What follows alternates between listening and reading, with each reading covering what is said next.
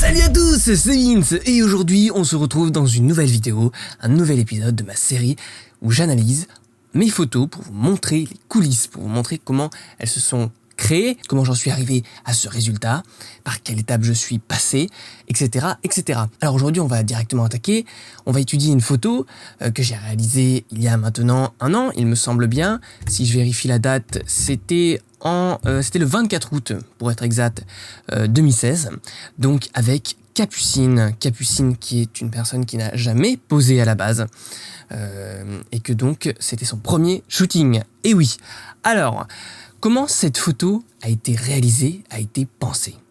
Alors d'abord, j'aimerais vous rappeler que j'ai écrit un livre qui s'appelle « Comment devenir un meilleur photographe », téléchargeable gratuitement en PDF, où j'ai aussi expliqué certaines de mes photos, et en l'occurrence celle-ci, je l'ai totalement détaillée dans mon livre, donc on peut éventuellement reprendre la structure d'analyse que j'ai utilisée dans mon livre, comme ça vous montrera aussi de quoi il s'agit.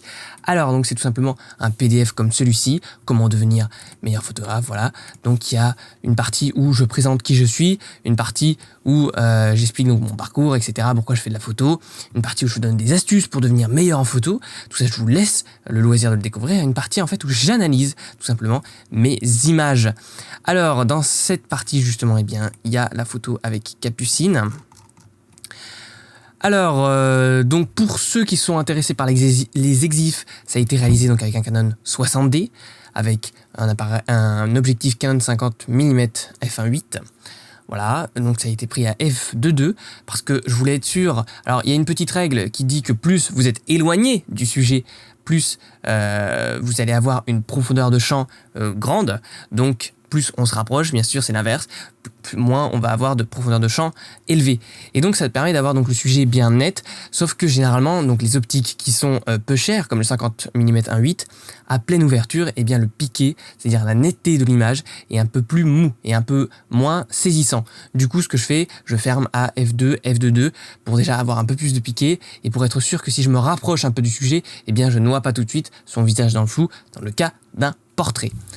Ensuite, la suite des exifs, c'est un 640e de seconde, tout simplement parce qu'il y avait encore beaucoup de lumière à cette heure-ci, malgré qu'on soit au couchant. Voilà, il y a vraiment une fenêtre qu'il faut choper, qui va se trouver donc entre le moment où le soleil va disparaître et donc où on a cette lumière justement dorée, orangée, qui est si particulière. Quand vous allez découvrir son pouvoir, vous allez pas arrêter de shooter. Finalement, c'est ce que j'ai fait.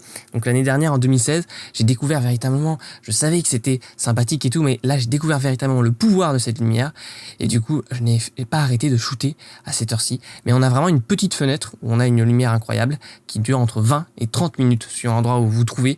Du coup, il faut vraiment la choper et c'est ça qui est assez difficile. Il faut agir dans la précipitation. Alors là, on est à ISO 400 parce que voilà, je me donne une sécurité pour avoir toujours une vitesse élevée. Et donc la date de la photo. Alors ici il s'agit d'une photo réalisée en bord de mer, en fin de journée vous l'aurez compris. J'ai pu donc profiter de la lumière si particulière du couchant qui vient éclairer latéralement le sujet. Voilà, donc je vous parlais, parce qu'une lumière en fait qui vient trop d'au-dessus, c'est-à-dire une lumière de midi, une lumière naturelle bien sûr, là on parle, hein, j'avais pas utilisé un réflecteur ni quoi que ce soit, ni de flash. Une lumière qui vient trop du dessus va aplatir l'image et créer surtout des ombres qui sont déplaisantes, surtout donc qui ne rentrent pas bien pour le portrait en l'occurrence.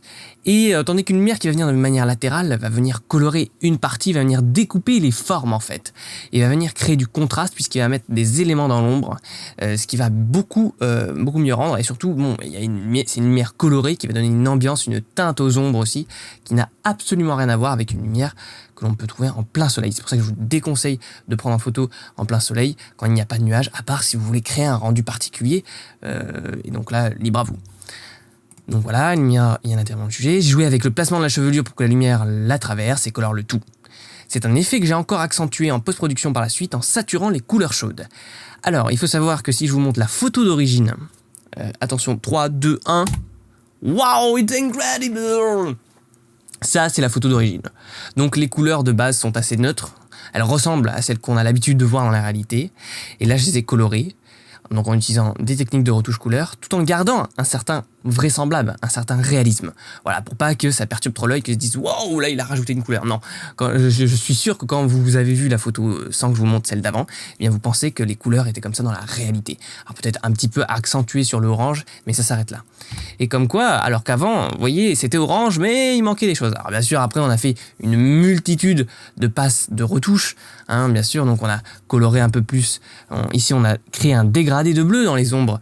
Pour ce qui est de ses vêtements, on a retouché la lumière sur ses jambes, on a retouché les chaussures, on a retouché aussi les petits éléments disgracieux, c'est-à-dire de murs qui étaient nets, qui étaient dans la zone de netteté de l'image et qui venaient perturber le regard, en tout cas à mon sens, qui venaient vraiment gêner la lecture de l'image, gêner le parcours que l'œil faisait sur la photo.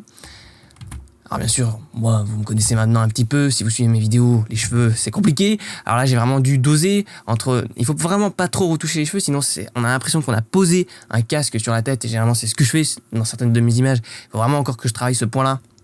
Mais c'est important donc de ne pas retoucher les cheveux à outrance, mais quand même à éliminer les petites mèches qui sont désagréables, qui n'ont rien à faire ici finalement. Voilà.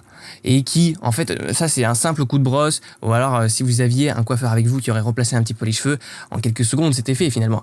Mais quand on n'a pas d'équipe créative derrière nous, eh bien on doit tout gérer en post-prod, ou alors demander au modèle de le faire. Et parfois, dans la précipitation, on a la pose qu'on veut et on n'a pas le temps de redresser, de remettre les cheveux comme on voudrait. Et du coup, on fait quand même la photo. Hein. Il vaut mieux faire la photo et retoucher les cheveux après.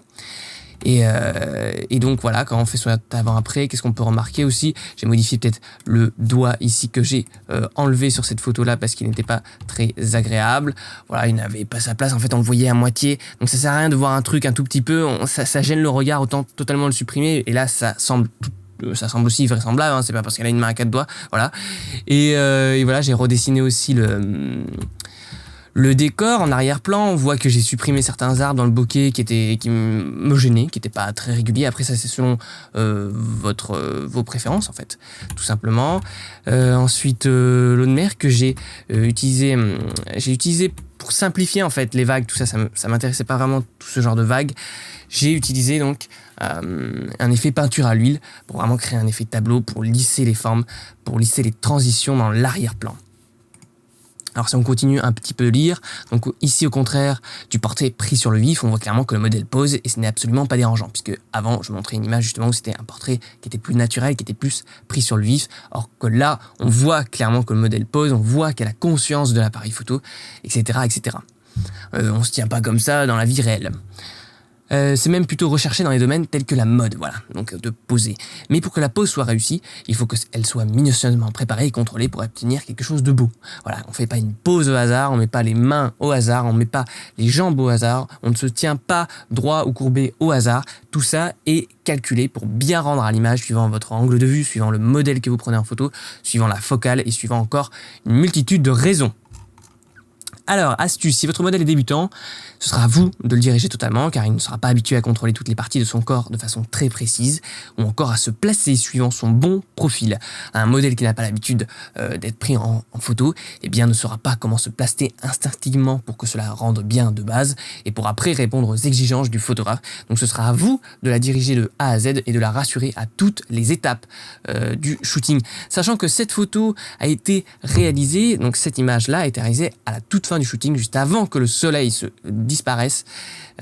Et donc c'est là, généralement, à la fin du shooting, souvent, où on a de très bonnes photos, puisque souvent, avec les modèles débutants, c'est le moment où elles se sont lâchées, où ils se sont lâchés, et où ils n'ont plus peur de l'appareil photo, et ils gagnent une certaine confiance.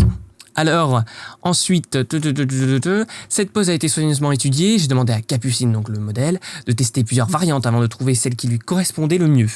Alors bien sûr, j'ai eu tout le temps avant du shooting pour chercher son bon profil, pour tourner autour d'elle avec différentes focales, pour vraiment trouver le meilleur rapport focal-angle qui la rende la plus belle possible. Le tout en me déplaçant autour d'elle avec différentes focales. Voilà, c'est exactement ce que je dis, pour trouver son placement dans le décor et la représentation de l'espace qui me convenait. Comme quoi, c'est moi qui l'ai écrit. Poignets, coudes, genoux et chevilles sont tous pliés, ce qui donne une certaine dynamique car cela casse l'effet statique de la pose. Généralement, quand les membres de votre corps sont trop pliés, sont trop tendus, ça ne rend pas forcément bien. Le dos, lui, est légèrement courbé afin de garder un certain naturel tout de même, et la tête est retournée de façon à regarder directement l'objectif et ainsi donner plus de présence au modèle et plus de puissance à son regard en impliquant directement le spectateur.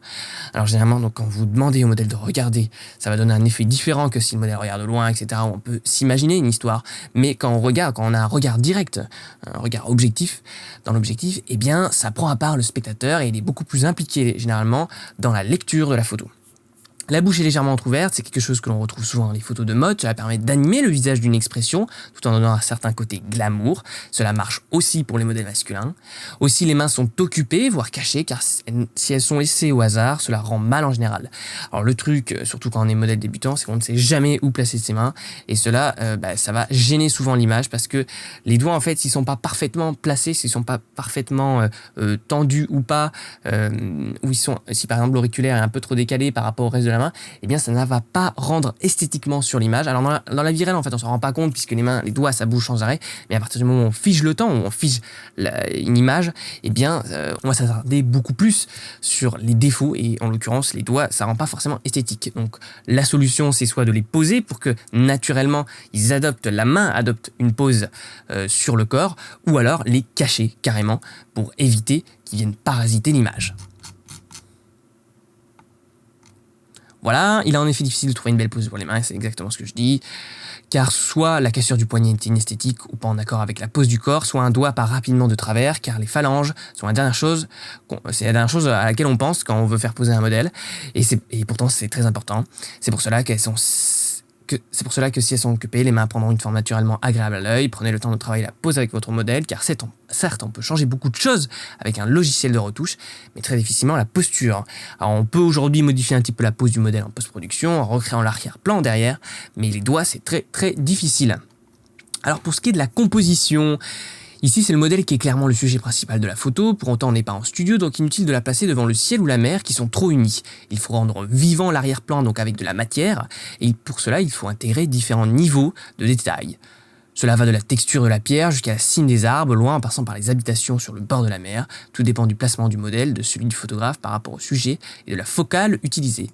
Alors ça veut dire quoi? Ça veut dire que donc on n'est pas, comme je le disais, dans un fond studio, donc ça sert à rien si je m'étais un petit peu décalé vers la droite et que j'aurais eu la mer en fond et le ciel, eh bien ça aurait été une grande masse de pixels unis et ça n'aurait pas forcément été beau, tandis que là elle est intégrée littéralement dans un environnement de différentes matières, de pierre, d'eau, de ciel, d'arbres. Voilà, ça crée de la complexité à l'image et c'est important du coup d'intégrer, même si on se concentre sur le sujet puisque le reste de toute façon est flou ici, même si on se concentre sur le sujet, c'est important de l'intégrer dans un décor.